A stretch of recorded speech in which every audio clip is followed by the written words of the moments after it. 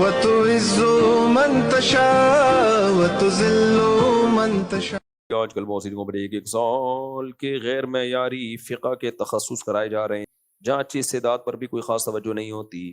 وقت گزاری کے لیے لوگ وہاں چلے جاتے ہیں، اور بہت سی جگہوں پر تو آن لائن مفتی بھی بنایا جا رہا ہے. اس طرح ہفتے میں صرف ایک دن کلاس بھی ہوتی ہے. اس طرح مفتی بنانا درست ہے؟ قطعاً درست نہیں ہے. مفتی کا لفظ بہت ہی ہلکا ہو گیا مارکیٹ میں. مفتی کیسے بنتا ہے جلدی مختصر سے میں بتا دوں. یہ جو میں نے بیان میں آج بتایا نا، 5 قسم کے علوم ہیں جن میں مہارت ہو کے عالم بنتا ہے. عربی گرامر، عربی ادب، تیسرا ہے فقہ، چوتھا اصول فقہ، بلکہ تیسرا قرآن، چوتھا حدیث، پانچواں فقہ اور چھٹا اصول فقہ. ان 6 علوم میں کتابیں پڑھائی جاتی ہیں، پہلے آسان، پھر تھوڑی مشکل، پھر تھوڑی مشکل، ہوتے ہوتے آخر تک جاتے ہیں. پھر اس کے بعد 2 قسم کے تخصصات ہوتے ہیں. تخصص فی الحدیث، حدیث تو پڑھ لیے لیکن اس میں اسپیشلائزیشن بھی کیا جاتا ہے. پھر تخصص فی الفقہ، فقہ میں اسپیشلائزیشن. اس میں کیا ہوتا ہے، یہ ایسے جیسے ڈاکٹر ہاؤس جاب کرتا ہے. میڈیکل سائنس آپ نے پڑھ لی تو اس کے بعد ماہر ڈاکٹروں کی نگرانی میں پریکٹیکلی مریضوں کو دیکھا جاتا ہے. کتابوں کی دنیا اور ہوتی ہے، پریکٹیکلی دنیا اور ہوتی ہے. جب بھی کوئی عالم بنتا ہے نا تو کتنے مسائل پڑے ہوں، پبلک جب آ کے پوچھتی ہے تو اس کی ٹانگیں کانپنے لگتی ہیں، اس کو نہیں آ رہے ہوتے جواب. میں اپنا اکثر ایک واقعہ بتاتا ہوں نا. میں نے وراثت پڑھی بھی ہے، پڑھائی بھی ہے وراثت کی کتابیں. لیکن کیا ہوا، جب ہم مفتی بننے کے لیے تخصص فی الافتاء میں داخلہ لیا، حضرت مفتی ابو لبابہ صاحب ہمارے استاد سے جو میرے پاس سوال آیا، وہ سوال آ کے میرے تو ہوش ہی اڑ گئے.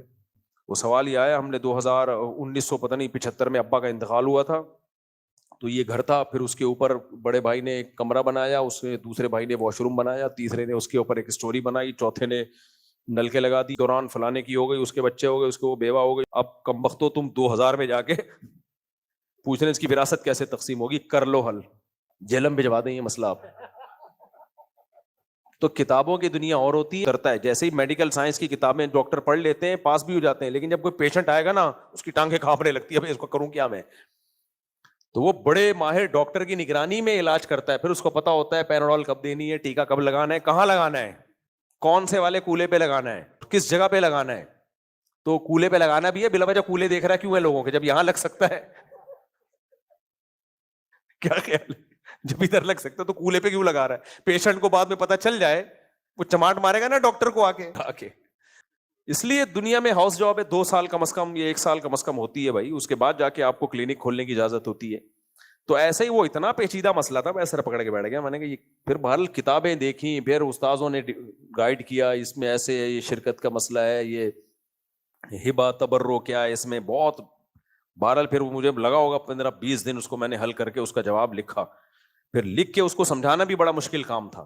اس کو پھر سمجھایا، خیر وہ حل ہوا. اس طرح سے کم 10 سال کسی ماہر مفتی کی نگرانی میں پریکٹیکلی مسائل کو حل کرے. کم سے کم 10 سال یہ پریکٹس ہونی چاہیے. طلاق کے مسائل آتے ہیں، وراثت کے مسائل آتے ہیں، نماز کے مسائل آتے ہیں، کاروباری مسائل بہت پیچیدہ ہوتے ہیں. یہ بزنس جائز ہے ناجائز ہے. سود کے مسائل اتنے آسان نہیں ہیں جتنے آج کل لوگ غامدی صاحب سے پوچھ رہے ہیں. وہ ادھر پھینک دی غامدی صاحب نے. وہ پڑھتا ہے قرآن و حدیث سے یہ کیسے نکالا ہے، کہاں سے استنباط کیا ہے، یہ ساری چیزیں پڑھنی پڑتی ہیں. تو اس کے بعد جا کے انسان میں کچھ مہارت پیدا ہوتی ہے. تو کم سے کم 10 سال. تو مجھے جو فتویٰ دینے کی اجازت ملی ہے، 13 سال پریکٹس کرنے کے بعد مجھے اجازت ملی ہے کہ اب آپ اپنی اسٹیمپ کے ساتھ فتویٰ اور اپنے دستخط کے ساتھ فتویٰ دے سکتے ہو، جو بڑوں نے اجازت دی. پھر بھی میں نے یہ کام نہیں کیا. مجھے 2012 میں اجازت ملی تھی، جو ہمارے استاذ ہیں مفتی محمد صاحب، ان کی طرف سے، کہ آپ جہاں ہو وہاں آپ دارالافتاء کھول سکتے ہو، یعنی لوگوں کو ڈائریکٹ آپ تحریری فتویٰ اپنی اسٹیمپ کے ساتھ دے سکتے ہو. میں نے اسٹیمپ بنوا لی، اس کے بعد بھی نہیں دیا. میں وجہ کیا تھی کہ یار میں کیوں یہ ذمہ داری پالوں، میرے فتوے پہ کسی نے کوئی غلطی خدا نخواستہ ہو گئی تو میرا تو بیڑا غرق ہو جائے گا. تو میں پھر جامعہ رشید بھیج دیتا ہوں، دارالعلوم کرنگی، بنوری ٹاؤن، یہاں بھیج دیتا تھا. تو پھر کیا ہوا کہ اتنے لوگ مسائل پوچھنے لگ، وہاں جامعہ کا نمبر دیا، انہوں نے کہا ہمارے پاس ڈاک کا رش اتنا زیادہ ہو گیا ہے. تو مجبوراً ابھی 2022 میں جا کے یا 23 میں جا کے میں نے شروع کیا کہ چلو میں اپنی اسٹیمپ کے ساتھ بھی، یعنی کتنے سال تجربہ، 1 سال تو کورس کیا ہے، اس کے بعد 23 سال تجربے کے بعد جا کے پھر میں نے یہ کام شروع کیا کہ چلو میں اپنی اسٹیمپ کے ساتھ، وہ بھی حتی الامکان کوشش ہوتی ہے انہی کو پہنا دو یار، صحیح ہے نا. جامعہ رشید بھیج دو یا دارالعلوم بھیج دو، بہت ہی کوئی ہو مشکل تو چلو یار پھر فتویٰ لکھو. لیکن آج آپ پتھر اٹھاؤ، کیا نکل رہا ہے، مفتی. اور فخر بھی ہے میری رائے ہے یہ. تو یہ جو ہر وقت ہر مسئلہ بیان کر رہا ہے نا, اس کا مطلب بھائی یہ نہیں ہو سکتا صحیح. اتنی نالج کس کے پاس, آپ نے کہا ساری زندگی آپ نے کیا ہے, آپ تو کسی اور شعبے کے ہو, تو آپ ایک دم سے کیسے آ گئے؟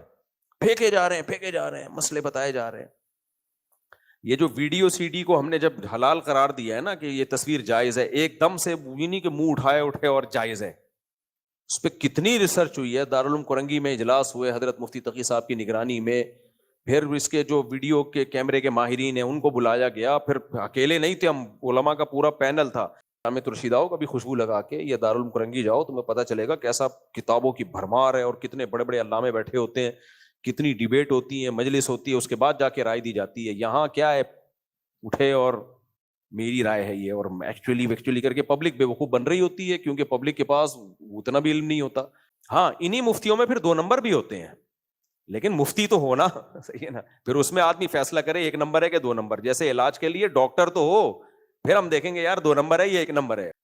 اس کے بعد آدمی اتنی, اس کے بعد جا کے وہ اس قابل ہوتا ہے کہ اس کو مفتی کہا جا سکے یا وہ فتویٰ دے سکے. لیکن آج کل ایسا نہیں ہے, آن لائن کورسز ہو رہے ہیں, مفتی بن جاتے ہیں وہ. آن لائن کیسے بن گیا مفتی؟ ہے تو پوری ایک نگرانی کرنی پڑتی ہے, اس کی ورڈنگ بھی صحیح کرنی پڑتی ہے. بیڑا غرق ہو رہا ہے بس, اور کچھ بھی نہیں ہے. اللہ اسلام کی حفاظت کرے.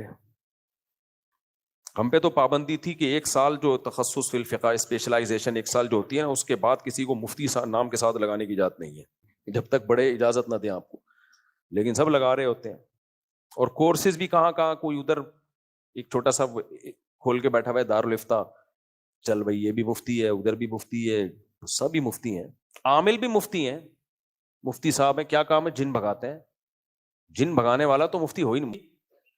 جو 10 سال کی پریکٹس ہو, تو اس کے بعد بھی مفتی رشید احمد صاحب رحمہ اللہ, جو بہت بڑے مفتی تھے پاکستان میں نا, حضرت مفتی شفیع صاحب کے ساتھ رہے, حضرت مفتی تقی عثمانی صاحب ان کے شاگردوں میں ہیں, تو وہ کہتے تھے پھر بھی مفتی اس کو ڈگری دی جائے گی جس میں دماغ بھی ہو جس کا, کیونکہ ہر ایک کا الگ ذوق ہوتا ہے. فرمایا بعض لوگوں 20 سال بھی وہ کورس کریں اور پریکٹس کرتے رہیں, وہ پھر بھی مفتی نہیں بنتے, کیونکہ کھوپڑی نہیں ہے ان کے پاس ایسی چیز کو سمجھنے کے لیے نا, اینالائز کرنا آتا ہو, تجزیہ کرنا آتا ہو چیزوں کو.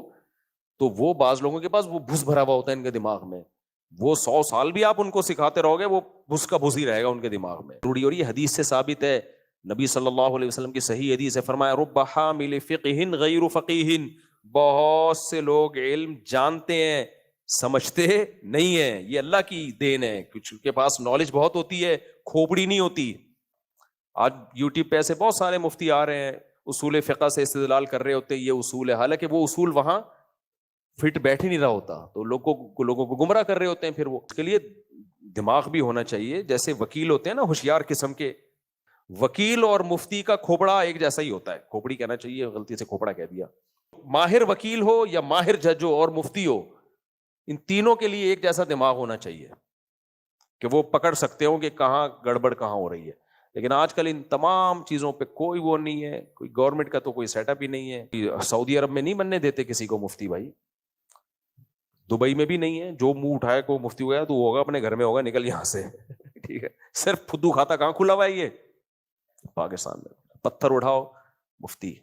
بعض تو شکل سے ہی لگ رہا ہوتا ہے یہ مفتی تو ہو ہی نہیں سکتا, جوکر لگ رہے ہوتے ہیں وہ شکل و صورت سے ہی. اچھا میں نے بڑے بڑے مفتیان کرام کو دیکھا ہے, جب ان سے مسئلہ پوچھو بہت سے مسائل کے بارے میں کہتے ہیں یار ابھی ہمیں معلوم نہیں ہے, تحقیق کرنی پڑے گی.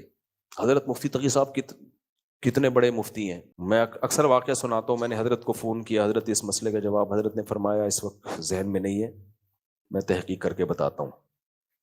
تو میں اس چیز سے متاثر ہوا تھا, حالانکہ ہمیں پتہ ہے حضرت تو ہم تو خاک کے برابر بھی نہیں ہیں, لیکن بڑے عالم کا یہی ہوتا ہے 24 گھنٹے ہر وقت ہر چیز کسی کو معلوم نہیں ہوتی ہے. لیکن کسی چھتنگڑے کو فون کرو نا آپ, ٹچے کو, ٹھک جواب حاضر. جس کو سب پتا ہے اس کا مطلب اس کو کچھ بھی پتا نہیں ہے. میں خود بعض دفعہ مسائل کا جواب دے رہتا ہوں ٹھکا ٹھک, کیونکہ اب تو اتنا ہو گیا ہے نا مسائل کا جواب دے کے. اب تو ایک صاحب مولانا صاحب کہنے لگے یار آپ 40 منٹ کا وہ مسائل جواب ریکارڈ ٹھک ٹھک ٹھک کیسے جواب دے رہے ہوتے. ہم نے کہا بھائی 24 سال سے کام ہی یہی کیا ہے, ابھی بھی ایکسپرٹ ہوں. پھر بھی پھنس جاتا ہوں میں, جواب دیتے دیتے مجھے نہیں آ رہا ہوتا تو میں کنفیوز ہوتا ہوں, تو میں اسکرین شاٹ لے لیتا ہوں کہ یار یہ میں تحقیق کروں گا. پھر بعض دفعہ اپنے شاگردوں کے ذمہ لگاتا ہوں اس کی تحقیق کرو بھائی, اگر میرے پاس ٹائم نہیں ہوتا تو پھر یہ نہیں کرتا کہ بس پھینک دو جا کے. پھر بھی بعض دفعہ غلطی ہو جاتی ہے، پھر رجوع کا اعلان کرنا پڑتا ہے. ان سے کم بختوں سے کبھی غلطی بھی نہیں ہوتی، جواب بھی ٹھک کر کے حاضر ہے، اور ایسی افلاطونیاں بکراتیاں مار رہے ہوتے ہیں، ہم ہنسی آ رہی ہوتی، یار تمہیں خدا سے ڈر نہیں لگتا، یار تم کیا کر رہے ہو.